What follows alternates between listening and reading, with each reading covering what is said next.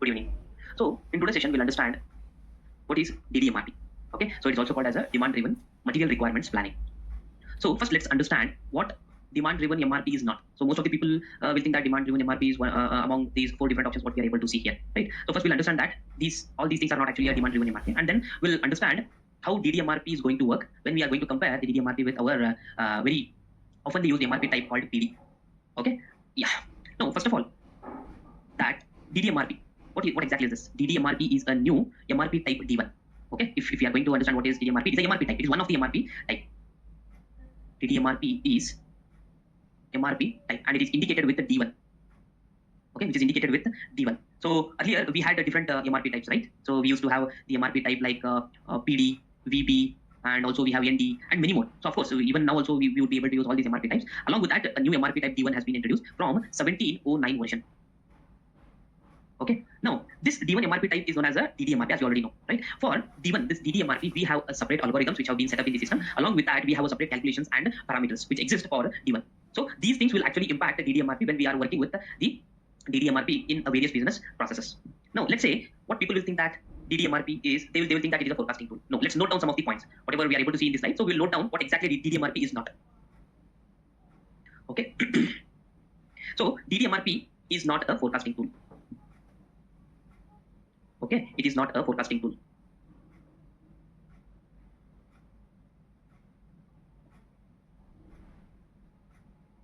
No,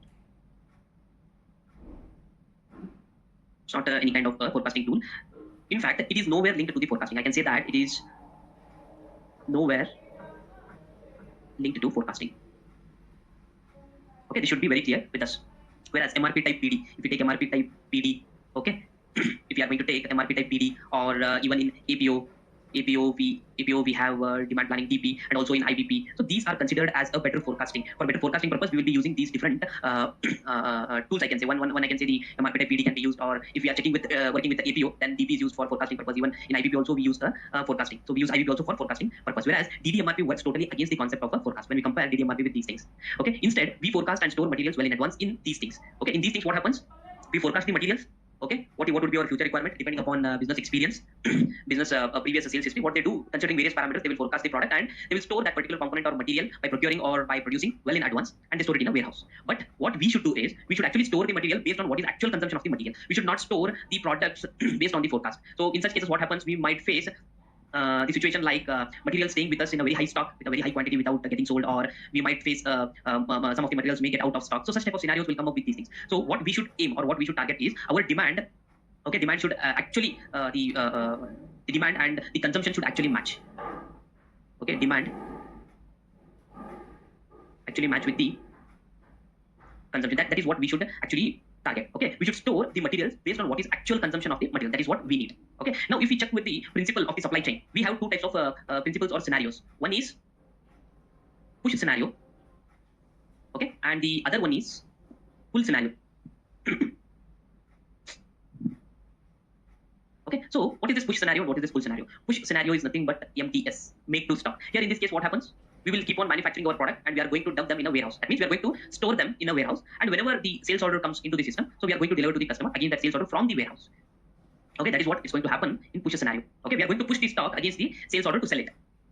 But whereas in case of pull scenario is nothing but make to order scenario. So make to order scenario, what happens? We will wait until the sales order to come into the system. So when sales order comes into the system, then what we do? We start manufacturing our finished product. To manufacture finished product, right? So we start manufacturing semi-finished product. To manufacture semi-finished product, we require raw materials and we require various packing materials, right? So in such case, what happens? Actually here, the supply chain is very long. Okay, longer supply chain.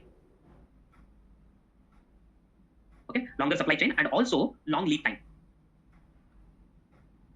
Long lead time is required because once the sales order comes into the system, then only we will start the procurement of raw materials, packing materials. Using them, then we will start manufacturing our semi-finished product, and then finally finished product manufacturing starts. So the time taken for this whole activity is very, very high. So that is called as the pull scenario. So basically it is not feasible because of this long supply chain and long lead time. So here generally what happens is we will take a combination of a pull plus push. So in case of pull plus push, what happens here is so the down level components, what we do with the help of a push scenario, we will procure and we will manufacture well in advance and keep them ready. So once the sales order comes into the system, with the help of a pull scenario, we will manufacture finished good, and then we are going to deliver it to the customer. So basically here what happens is even this DDMRP is not a MTO. Okay, it is not It is not even MTO scenario. It is not a forecasting tool. It is not an MTO scenario. It is not inventory everywhere. There is no such thing called we are going to keep inventory of our stocks everywhere. No, that is not going to happen with the DDMRP. Not inventory everywhere. Okay, so that is what it has been explained here. Okay, it is not better forecasting tool. It is not make to order scenario, or we are not going to work with inventory everywhere scenario, or even it's not a simple tool. This is what is not a DDMRP. Okay, if all these things are not DDMRP, then what is DDMRP? Okay, the basic principle of DDMRP is to optimize the inventory and to increase the fulfillment. Okay, so that is what we need to understand here. I'll just note down that point here. Okay, so what is DDMRP means? The basic principle of DDMRP is to optimize inventory and to increase fulfillment. This is what is going to happen with DDMRP. Okay, now let's take an example. Okay, suppose let's say there are a component called A, B, and C. Okay, so we want these components. So when we do the forecast for these components, so what we do, so we based on the business experience or based on the business requirement or their previous sales history, they will forecast that the component A they should require for 1,000 quantity, and for component B they should require for 5,000 quantity, and for component C they require for 2,000 quantity on a particular month. So what they do, they will forecast them, okay, and they will keep the stocks or buffers for these materials. So how the stocks or buffers are created for these materials? So basically here what we are going to understand, stocks, okay, or buffer, both are one and the same. So how the stocks or buffers are created? The stocks or buffers which are going to come from the material forecast, what they are going to do here, material forecast which is performed and procured, and they are going to be kept in a warehouse. That is what is going to happen. Now let us execute or let's understand the DDMRP scenario by comparing that with the one of the MRP type PD, which we very often used in our previous sessions and more often used with many industries. Okay, so I'll consider the MRP type PD. So what happens with the MRP type PD? So let's understand that with the graph. Okay, so let's draw a graph over here. So with MRP type PD, the graph actually comes like this. Okay, so the left side most part, whatever we are able to see this part. So we'll divide this graph into 3 different parts, and the right side part is this one. So the right side part, we will call it as a low inventory. Left side part, we'll call it as a high inventory. And the middle part, we'll call it as optimized inventory.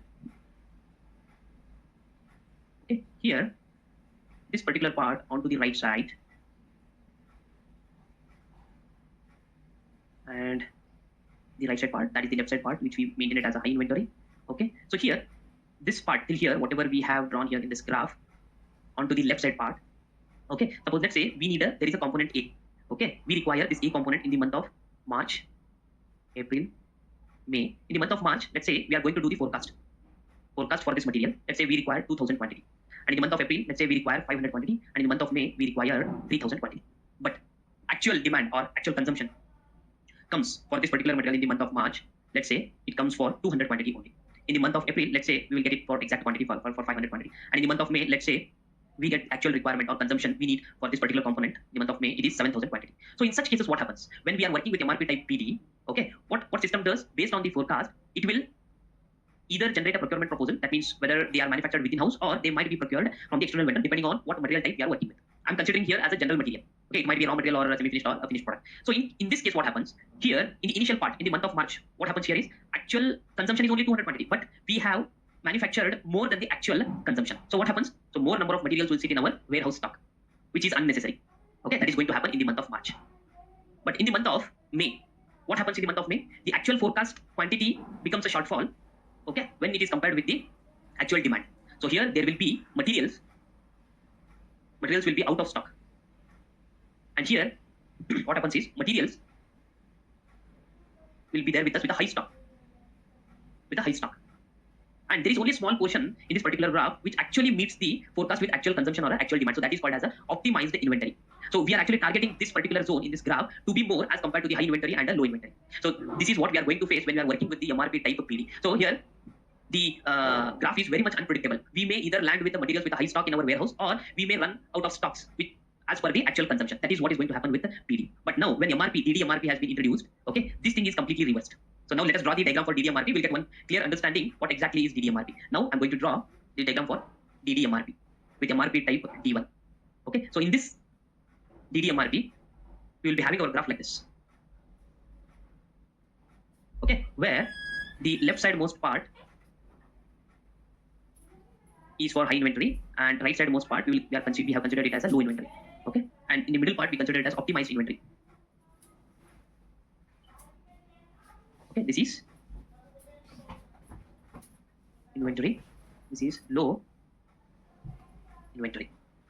Okay, so with the DDMRP, what system will do, it will achieve this particular part, optimized inventory. That means it will try to match the forecast with the actual consumption, and it will reduce the high inventory for the materials which are going to stay in the warehouse with a very high stock, and it will also reduce the low inventory, nothing but for the materials running out of stock.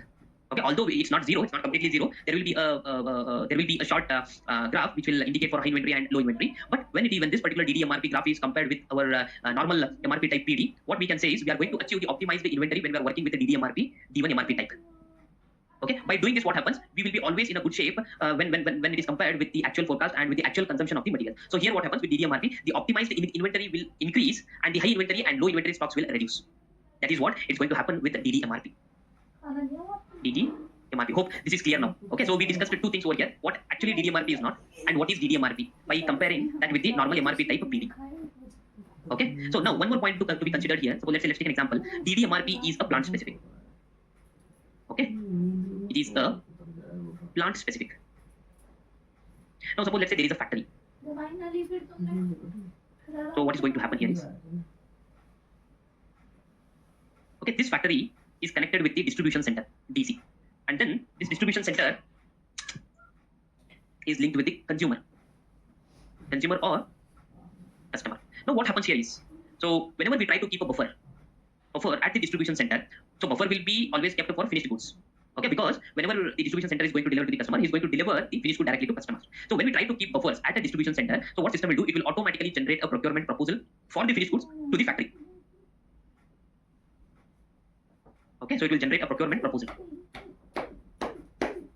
Proposals are generated for what? It will be generated for the factory. So now factory, what it will do, so based on the procurement proposal, it has to manufacture the finished goods and then it has to supply to the distribution center. Now to manufacture the finished goods, so what are the things required to manufacture finished goods? We require semi-finished good, and to manufacture semi-finished good, we require raw materials and we also require packaging materials. Okay, for that what happens, the factory will keep a buffer for these down level components.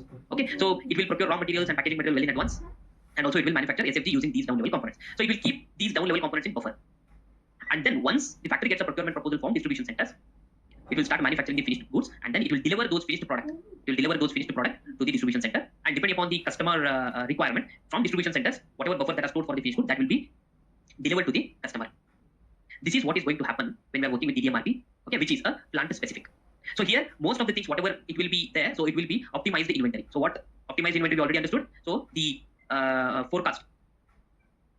Okay, so one thing what we can consider here is forecast will exactly match with the actual demand or the actual consumption. So there won't be any high inventory in stock or there won't be any low inventory. Such type of scenarios can be minimized or even can be avoided at certain point of time using this DDMRP. Although we cannot make it zero, there will be very, but the impact of this, or it will be very, very less as compared with the other MRP type of PD. Okay, when we are working with DDMRP.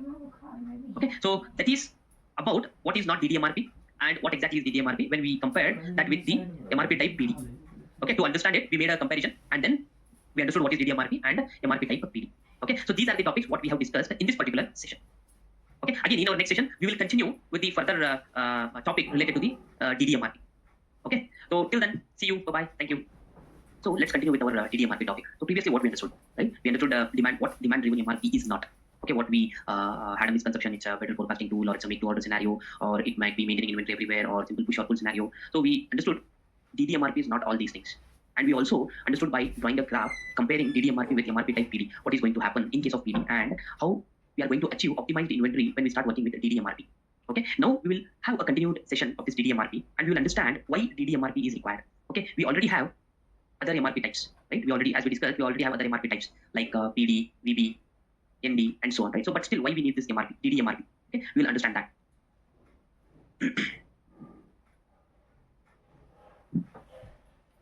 Why we need DDMRP D1? Okay, this is a question mark for us.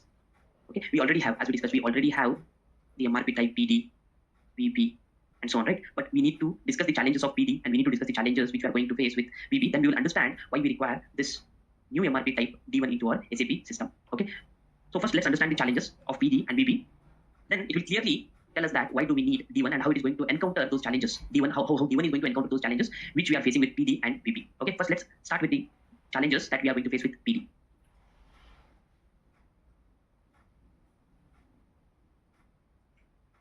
PD. Okay, so in previous session itself we understood, right?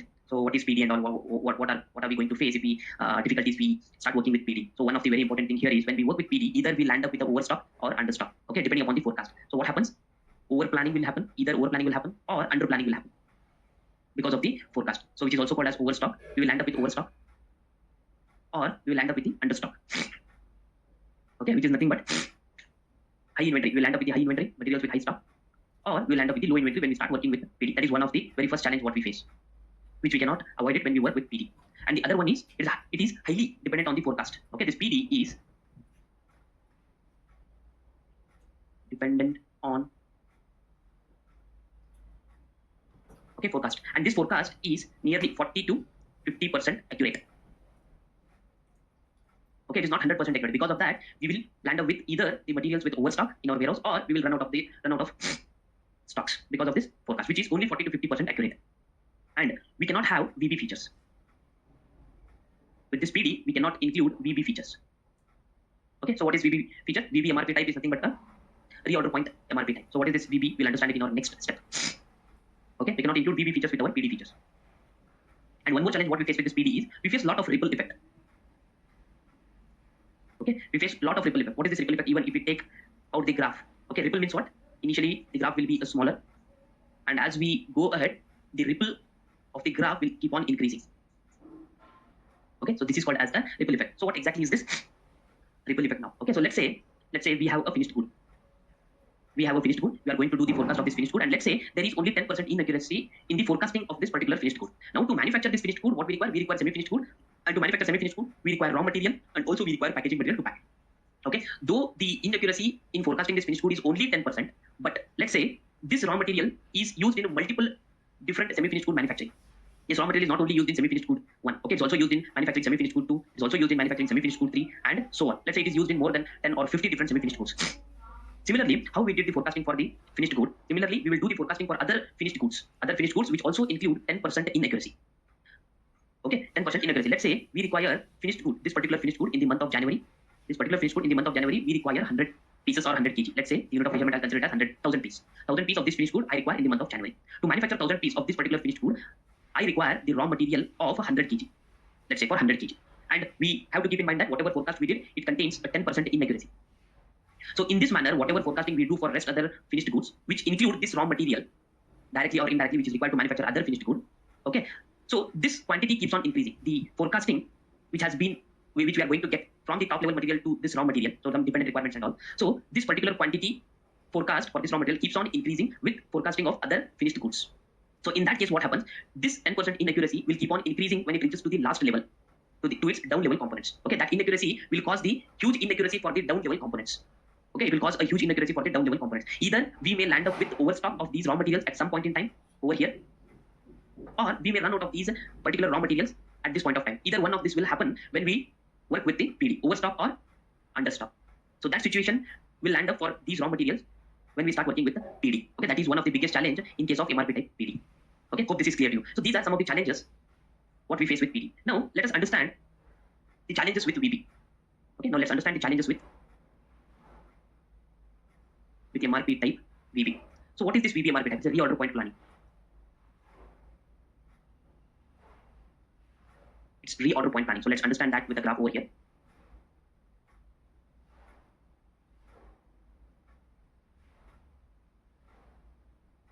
Okay, here whatever we are able to see, this point is a safety stock. Okay, and this point here is a reorder point. And here, this point, it's a maximum stock level. Okay, now whenever we start consuming any material which is working with a reorder point based MRP type, so here the stock level keeps on falling. Okay, as soon as the stock level reaches the reorder point, what system do? It will generate the procurement proposal to start procuring of this particular material and to fill it to the maximum stock level, and it will come till the safety stock until and unless that particular material stock arrives to the plant. Okay, as soon as the material arrives, again the stock level will be restored. Again the stock level will be restored back to the maximum stock level, and this thing keeps on continuing over here. Okay, now what happens here is with reorder point planning, the first thing what we are going to face here is, okay, this does not respond to the demand peaks. Reorder point planning does not respond to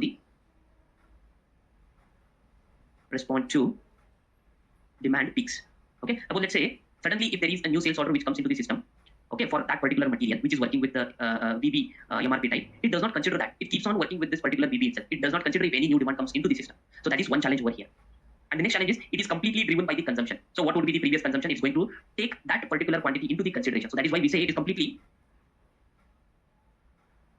driven by consumption parameter. Okay. And the next challenge here, what we face is the parameter maintenance within the material master.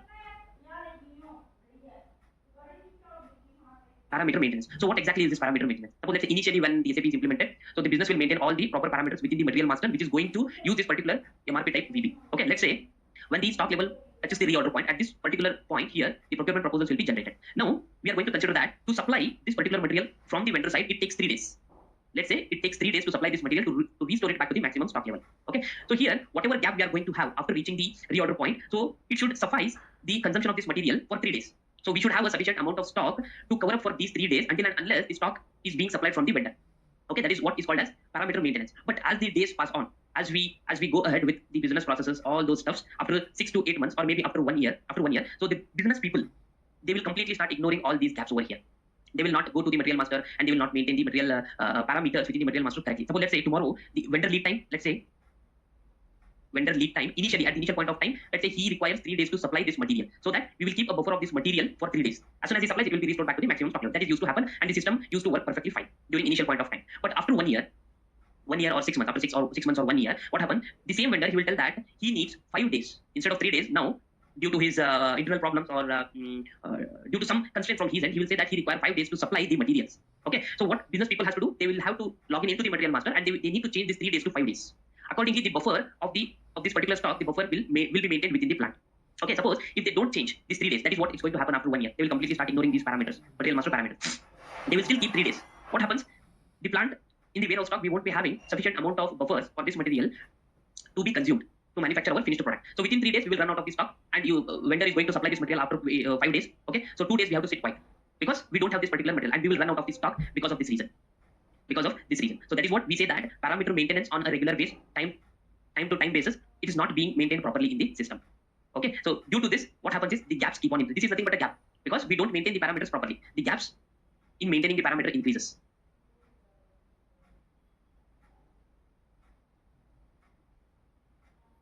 Parameter increases. That is what is one of the challenges what we face with the VB. So in this case, what used to happen? So generally, this is manual activity what user or from the business side they have to do. Okay, but what we are looking here is the maintenance of parameters should be dynamic and it should be automated.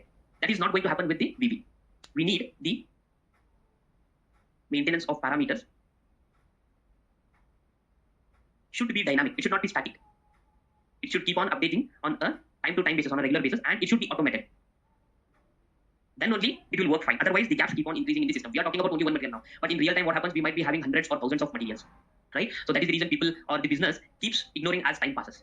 And we will ultimately land up with either with the overstock or understock of those components, and there will be delayed in manufacturing our finished product. Or in case of overstock, what happens? So which will be more than what we require to manufacture our finished product. We will end up in such type of scenarios.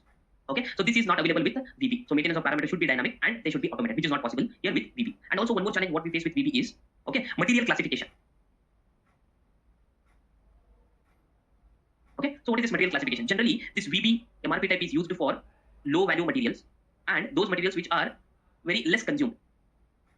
Okay, very low value and low consumed. At this point of time, let's say during initial period of time, the material XYZ, which has a very low value, the price of this material is low and the consumption is also very less. But as time proceeds, we cannot say that this material will be at the same price. Okay, as time proceeds, let's say after 1 year, the price of this material is very high. The price has been risen, and also the consumption of this material has also been increased from time to time. At this particular point of time, the MRP type of this material has to be changed from VB to PD or some other MRP types depending on this. Okay, but this auto classification of materials is not available with VB. So here also the manual intervention is required, but people start ignoring that, and it will be available. The same material, even though the price and consumption has been changed over a period of time, it will still be available with the MRP type PD only. Sorry, MRP type VB only. They will not go and they will change this MRP type according to the time. Okay, that should not happen in case of the changing parameters of the material. So according to the changing parameters of the material, the MRP type has also to be changed accordingly. Okay, that is not going to happen with our VB. Okay. Okay, so this type of material classification, so system is not going to classify the material depending upon the what I can say, depending upon the price, depending upon the variability, depending upon the lead time or usability. System is not going to classify the materials, and it is not going to place those materials in different MRP types as per requirement. That is not going to happen with VB. That is another challenge. Now here, all these challenges, whatever we faced with VB and PD, those challenges can be overcome with a new MRP type, DDMRP. Challenges what we faced, challenges with PD and VB can be overcome with a new MRP type, D1, that is DDMRP. That is the reason why we require D1. So basically this D1 is a combination of PD plus VB. It is a combination of PD plus VB. And we can also say that D1 is an improved reorder point planning where the automatic calculation of reorder point, safety stock and maximum stock level takes place. Okay, in case of D1, automatic calculation of this particular reorder point, safety stock and maximum stock level takes place. And in D1, auto classification will also happen based on that MRP type will be changed. Okay, we can say that D1 is improved reorder point planning, 1 point, and also D1 has auto classification of materials. That is going to happen with D1. So based on the auto classification, what happens? MRP type will be changed. Okay, so let's say initial point of time what we discussed, this same material XYZ has a low value and it's low consumed component. As time proceeds, the price of the material has been changed, and also the consumption of the material has been changed. So in order to encounter that, the MRP type also has to be changed. Okay, so let's say it has to be changed from VB to PD. So that is going to happen with D1. Based on the auto classification, MRP type can be changed. Okay, so these challenges can be encountered here with a new MRP type D1. Okay, hope this is clear till this point of time. Now let us understand what is DDMRP. Okay, we've already understood what is DDMRP with so much of discussion. Now, on what principle this particular DDMRP is working? So that is what we are going to understand. Okay, let's put a question over here. What is DDMRP? We understood by comparing this DDMRP with PD, VB, and what are the challenges we are going to face with other MRP types, how we are going to encounter that with DDMRP. We understood that. Okay, now let's understand what is the principle of DDMRP. Okay, so DDMRP principle is not a SAP principle. Okay, here DDMRP principle, whatever we are using now, it has come from Demand Driven Institute. Principle is from Demand Driven Institute. There is an institute called the Demand Driven Institute. Okay, so this DDMRP principle has been taken from this particular Demand Driven Institute. And this is not a new principle. It is maybe around 15 years old, nearly 15 years old principle, which was already introduced by Demand Driven Institute. Okay, so what this particular institute has done here is they have created certain algorithms.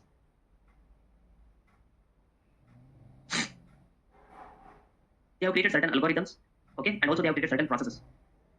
Algorithms and processes. By following these algorithms and processes by which we maintain our buffers and parameters, or by using the logic given by institute, we would be able to satisfy our customer demands, or we can also say that we would be able to increase our fulfillment when compared to the old MRP types. That is what is going to happen with DDMRP.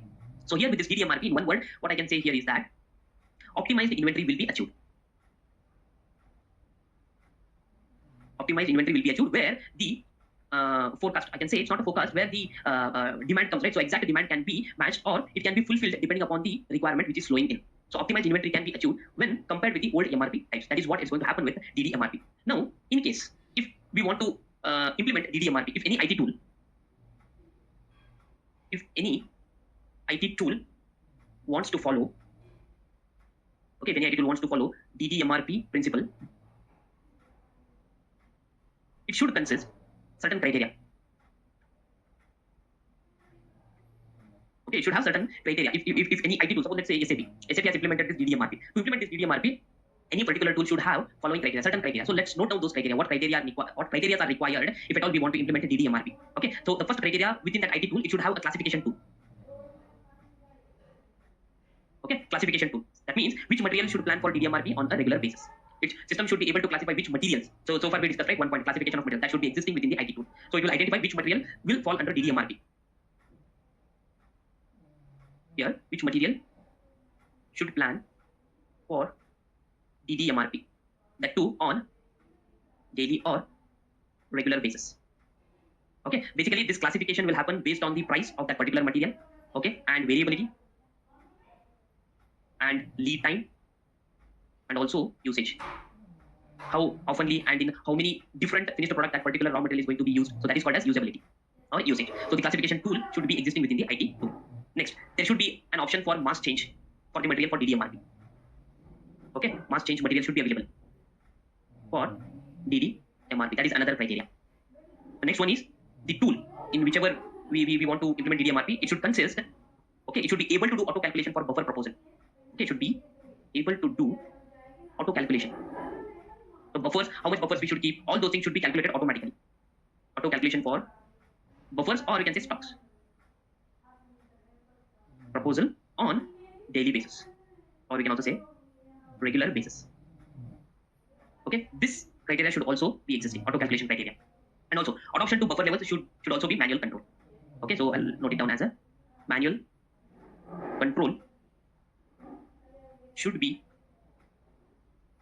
available to maintain buffer levels. Along with automatic calculation, manual control should also be there. So if any business user or a business, they want to manipulate the buffer levels depending upon business requirement, so manual control should also be available for that. Okay, they should be able to change it, or they should be able to manipulate buffer level depending upon business requirement. That should also be there. And also there should be some kind of reports for buffer level monitoring. So what should be the buffer level? So some kind of report should be available within the IT tool to monitor the buffer levels. Monitoring the buffer levels in reports. Okay, so these are some of the criteria which the IT tool should consist, okay, to implement DDMRP principles. Okay, so here we understood what is the principle of DDMRP and what IT tool should consist to implement DDMRP. Okay, and then we understood what are the challenges with the old MRP types like PD and VB and how it can be encountered with a new MRP type given, because of what reason we require a new MRP type. So we discussed these points over here. Okay, hope till this point it is clear. Again, we'll meet up in our next session with the continued part of DDMRP. Okay, till then, see you. Bye-bye. Thank you. Good afternoon.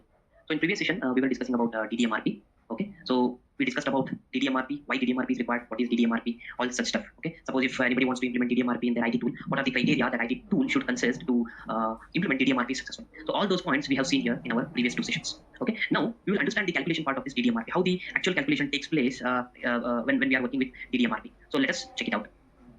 So now here, I'll draw a diagram over here, and then we'll start discussing the calculation part, which is actually based on the diagram.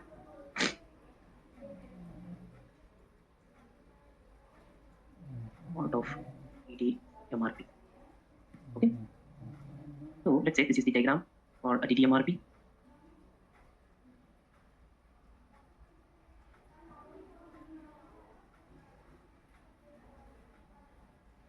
Okay, there are 3 different zones here within DDMRP. So this is actually a blue zone, this is a green zone, and here there is a yellow zone. Okay, and this is a red zone. So again, this third zone, red zone, right, it is divided into 2 sections. One is as a red safety zone, and another one is a red base zone. So what are the formulas that are available to calculate these zones? Okay, we'll understand that here. This is a maximum stock. When we accomplish this green zone completely, so that means we have our stock at a maximum level, and this is a reorder point. And this zone, the red zone, here we call it as a safety zone. Safety zone, or so let me call it as a safety stock. Okay, always what system does is it will first calculate the yellow zone. This zone system will always calculate, will do the calculation for the yellow zone first, this particular part. Okay, so the formula that is available here to calculate the yellow zone, that is, this diagram is given by SAP, whatever we are understanding here right now for DDMRP. So here, yellow zone will be calculated using this formula. Average daily usage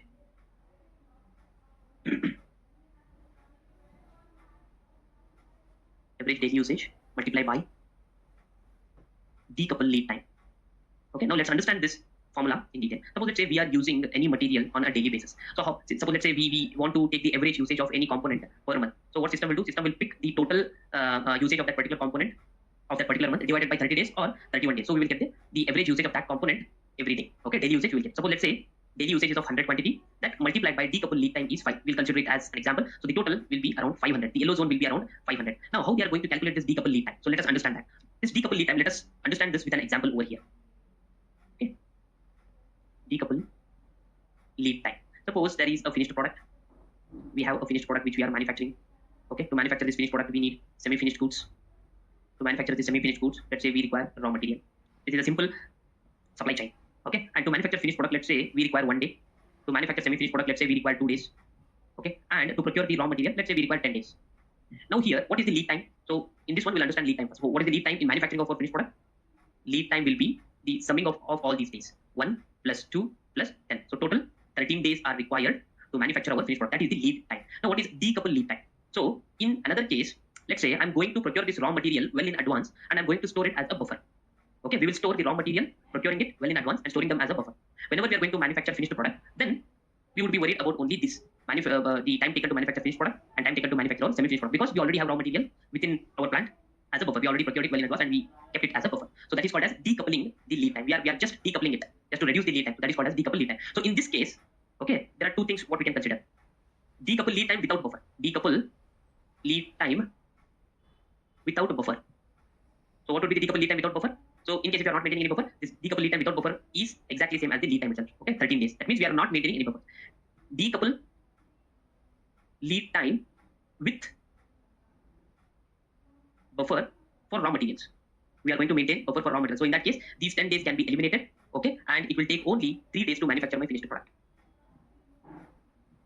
Okay, 3 days to manufacture my finished product. This is called as a decouple lead time. So this decouple lead time will get multiplied with the average daily usage. What is the average value? If you are going to consider the total value for a month, which is divided by 30 days, so we'll get the average daily usage value that multiplied by the decouple lead time. So we'll get the final value here. So in our example, we have taken it as 500, right? So this yellow zone is 500. This is how the yellow zone is calculated. So here, one example what we have taken, this is a little bit simple example. Suppose if we try to take one more example, which is a little bit complex than this, then how can we calculate the decouple lead time? Let us check. Let us check one complex example over here. Okay. Now we are going to manufacture a finished product. To manufacture this finished product, we require packing material.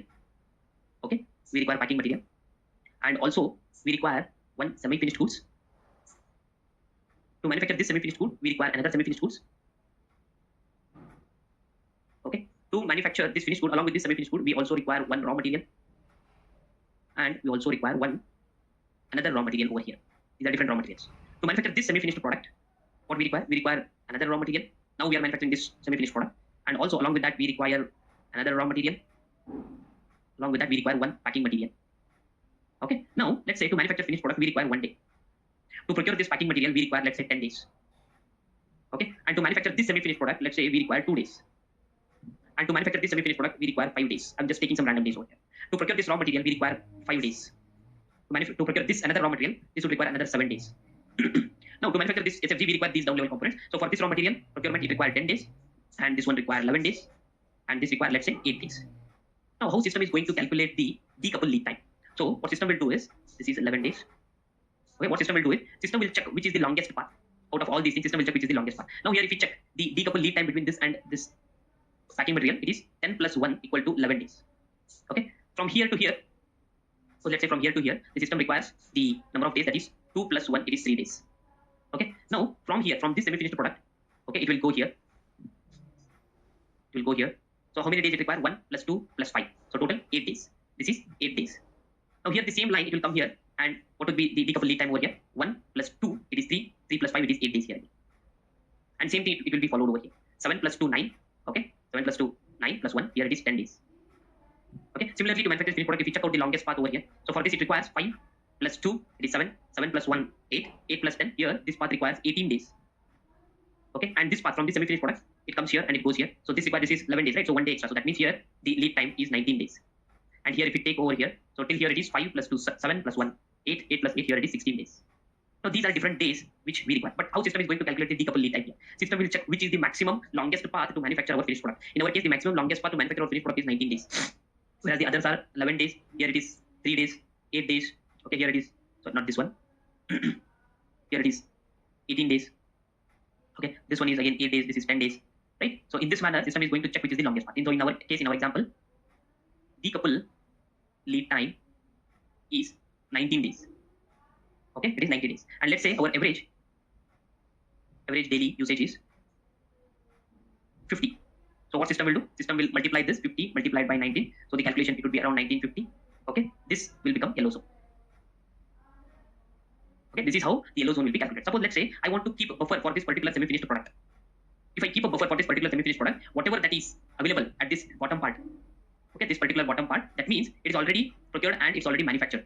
So all these will be removed from the decouple lead time. But how system is going to check now? Now this particular tree is gone because we have already keeping a buffer for this semi-finished product. Now system will check which is the longest path within this one. Okay, so out of this, the longest path here is, so this is 3 days. Here it goes 8 days, 8 days, 10 days, and 11 days. So system will consider the longest path as a decouple lead time. In this example, the decouple lead time will become 11 days. So this 11 is getting multiplied with 50, and we will get a yellow zone. This 11 days will get multiplied with average daily usage to find out the yellow zone. If we are keeping this packing material also as a buffer, that means these 10 days are reduced because we already procured and we are already kept it. We don't need to wait for 10 days for a vendor to supply these raw packaging material because these are already delivered to us. These are within our plant. So out of this, which system is going to check which is the longest path? So here it takes 3 days. For this, it is 8 days, 8 days, and 10 days. So now system will consider this is 10 days. So this will be considered as a decouple lead time, 10 days, and it will get multiplied with average daily usage, and we'll get the yellow zone calculation. This is how system will calculate for the complex supply chain. We have also seen how this works with a simple supply chain as well. So with this formula, the yellow zone will be calculated. Hope this is clear. Now, once after calculating yellow zone, system will calculate the red zone. So out of this red zone, again, we have seen that it is bifurcated into two sections. One is the red safety, which is this part, and another one is the red base, this part. Now here, in this particular red zone, system first calculates the red base. Why system calculates red base? Because red safety section is dependent on the red base. Let me write down the formula for red safety first, and then we'll go to red base. Okay, what is the formula for red safety? It is red base multiplied by variability factors. Variability factor. Now here it says this red safety is calculated based on the red base value. So first we need to understand the red base. Once the value is available for red base, that will be utilized to calculate the red safety. Okay. Now here red base, the formula for red base is it is multiplied by yellow. That is the reason first yellow zone will be calculated. Okay. So whatever value we are going to get in yellow zone, so that yellow zone value will get multiplied with here it will get multiplied with lead time factor. Lead time factor. So what is this lead time factor? It is nothing but a constant value which is defined in the configuration. Defined in configuration. Okay, that is the constant value. Suppose let's say we already have a yellow value. Okay, it's already calculated by the system. 500. This 500 multiplied by, let's say, the lead time factor is defined in the configuration as 0.3. So this 500 multiplied by 0.3, the value will be 150. So the red base value what we got is 150. Now based on this, the red safety value will be calculated. So we got 150 red base, and here this will be multiplied with variability factor. Now what is this variability factor? Again, this variability factor is a constant value which is defined in the configuration. Just like how it is how lead time factor is defined. Similarly, variability factor is also defined in the configuration. It's also a constant. So we'll consider the variability factor as 0.2, and then the total value here we will get it as 30. Now here the red safety value is 30. So the total value of red zone here 150 plus 30, it is 180. Okay, it is 180. Now what is the reorder point value? The reorder point value is the combination of a yellow plus red. Reorder point value is calculated by adding yellow zone plus red zone. So what is the yellow zone value? Yellow zone value is 500 plus red zone value is 180. So in total, the value is 680. So reorder point value is 680 what we got. That is how system is going to calculate. Now who is going to decide this variability factor and lead time factor? So this variability factor and lead time factor will be decided by the business over the period of time by trial and error method. Okay, even they won't be knowing the exact value over the period of time by maintaining multiple values. So they will be concluding with one near to perfect value depending upon the business requirement over the period of time, not immediately. So they will decide the value over here, variability factor and lead time factor. Okay, by that calculation with yellow and red zone, adding both these yellow and red zones, we get the reorder point value. Now, how to calculate this green value? So this green value is calculated by the formula. So let me write down the formula for the green zone over here. I'm writing down here this green zone. So there are actually three things which are going to be considered here. Out of those three values, which is maximum, that is considered as a green zone value. So what are those things? First one is yellow zone multiplied by lead time factor, or minimum order quantity, or the third point, what here it's going to consider is average daily usage multiplied by order cycle. So out of these three formulas, which one is maximum value, which is with the maximum value, so that will be considered as a green zone. Okay, so I'll write it down here as maximum of any one of these values will be considered as a green zone. That is how the green zone will be calculated. Okay, suppose let's say the maximum value which we got for the green zone is here the minimum order quantity. Let's say the minimum order quantity we have it for 100, daily usage multiplied by order cycle we have it for 400, and yellow zone plus lead time. What is the yellow zone plus lead time factor? Let's say we have it for 150 value. So which is maximum out of these three? The maximum value is 400. So this will be considered for the green zone. 400 will be considered for the green zone, and 400 if we add that 400 to the 680 value, so the total maximum stock value would be 1080. Okay, this is the maximum stock value of 1080. Now suppose let's say if the stock value falls below reorder point, it falls somewhere here to around 670. Okay, it falls somewhere here to 670. Then what is the value that system is going to create, or how much value the system is going to create? The procurement proposal. Or how much quantity system is going to create procurement proposal. Now the value has fallen below reorder point. Now the value has come down to 670, and the maximum value is 1080. Okay, so we need to subtract 670 by 1080. So what would be the value? Here if we subtract this value 670 by 1080, so we will be falling a shortage of 410. So what system will do? System will create one procurement proposal for 410 value to bring it back to the maximum stock level. That is how the reorder point will actually work. Okay, if any value falls, if the value falls below reorder point, the system will calculate that by considering the maximum stock value, and whatever the difference we are going to get, in our example it is 410, the system will create procurement proposal for 410. It might be a purchase requisition or it might be a planned order, depending on what material it is. In this manner, the reorder point calculation will take place over here. And we understood how the system is going to calculate the different zones like yellow zone, green zone, okay, and red zone depending upon different formulas. Okay, so this is the calculation part for this one. But in real time, what happens here is, okay, to calculate the procurement quantity, procurement proposal, in our case, what we did, we considered the shortage amount and we came to know that 410 is the shortage quantity and system is going to create a procurement proposal. But in real time, the formula for procurement quantity, proposal quantity or procurement proposal is little bit different. So we'll understand that formula as well. Okay. Procurement proposal quantity. Okay. The calculation for that is maximum stock level minus net flow. This is the actual form. Now, what is this net flow? Net flow has one more formula for that. Net flow will be calculated with this formula. Net flow is calculated based on hand stock. Okay, the stock which is already available with us. Plus, if there are any open supply are nothing but our sales orders. Sorry, open supply are nothing but our purchase orders, not sales orders. Purchase orders, if there are any open supply, minus if there are any past demands. So these past demands are nothing but our sales orders. It is going to subtract if there are any past sales orders which are called as past demands, minus the qualified spike. What is this qualified spike? We'll understand. Okay. Now this is how the net flow formula will be. Net flow will be calculated using this formula. So we know on hand stock means the stock which are already available with us. It is going to be get added with the open supply if there are any purchase orders that are already available with us, minus the past demand. If any sales orders are there, system is going to subtract those sales orders. Along with that, system is also going to subtract the qualified spike value. Based on that, system will calculate the procurement proposal quantity. So in our previous example, so we got the procurement quantity as 410 here, right? We got 410. So how system has calculated 410? In our example, system has considered we don't have any qualified spike here, so it was 0, and any no past demands were there, so that is also considered as 0, and we didn't have any purchase order, so that is also considered as 0. On hand stock, what was the on hand stock we had? 670. Maximum stock level, so net flow was 670, maximum stock level was 1080, right? So by subtracting this value with 670, we got 410. That is how system calculated the procurement proposal value. But in real time, if we have other parameters along with on-hand stock like open supply, past demands, and qualified stock, so those will also be considered in calculating this net flow, and then that will actually affect our procurement proposal quantity. Okay, we know what is open supply, nothing but our purchase orders, or past demand, nothing but our sales orders. Now we'll understand this qualified spike. How system is going to consider the qualified spike. Okay, suppose if we have any sales orders, so let me draw a graph for this. So let's have a y-axis. So this will determine as a sales order. This this is x-axis. This is nothing but a sales order. And here we are considering this is a date. We are considering it as a current date. This as a current date, and we have some of the sales orders which we have received.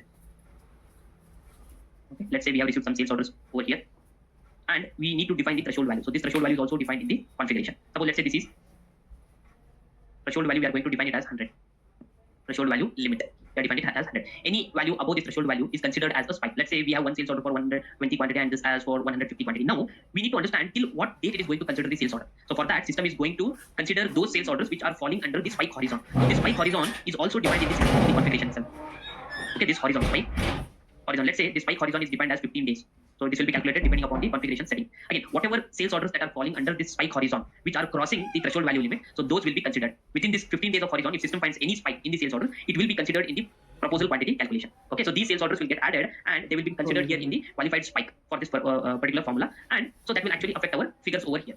So our final figure will be based on these particular parameters. So here we just understood what is qualified spike, how system is going to consider the qualified spike over here. So this threshold value limit spike horizon, so everything will come from the configuration setting. Within the spike horizon, if we find out any sales orders which are crossing the threshold value limit, so those will be considered in this formula, and based on that, our procurement proposal quantity will be calculated. Okay, that is how the calculation part will be carried out in the backend when we are working with the DDMRP over here. Okay, so that's it, guys. This is all about the DDMRP. We understood, just to give a quick recap what we did. So we understood what is DDMRP. We compared DDMRP with the old MRP type PD. We also understood the challenges with PD and VB type of MRP types, and we understood how system is going to classify the materials in case of DDMRP and how we can overcome the challenges of PD, the previous old MRP types with the DDMRP. And we at the last we understood the calculation part of DDMRP and what are the different formulas that are being used to calculate different zones. Right. So this is all about DDMRP topic. Okay. See you guys. Thank you. Bye bye.